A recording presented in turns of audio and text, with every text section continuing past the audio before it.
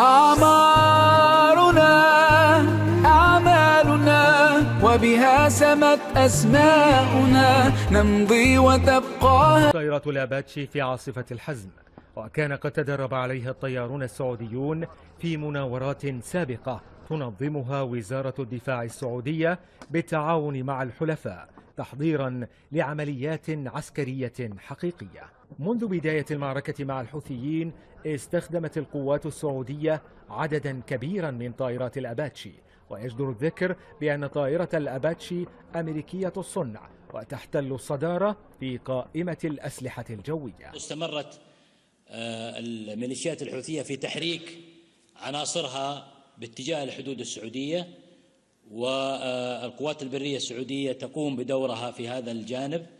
تم استهداف أكثر من تجمع خلال الفترة الماضية في قطاعي جيزان ونجران باستخدام المدفعية الميدان وباستخدام طائرات القوات البرية طائرات الأباتشي لمنع الميليشيات الحوثية من الحشد أمام حدود الجنوبية للمملكة العربية السعودية.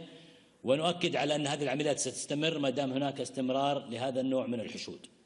تتميز الأباتشي بكونها مروحية هجومية عالية التسليح ذات ردود أفعال سريعة، بإمكانها أن تهاجم من مسافات قريبة أو في العمق، بحيث تكون قادرة على التدمير والإخلال بقوات العدو، وتبلغ تكلفتها 100 مليون دولار.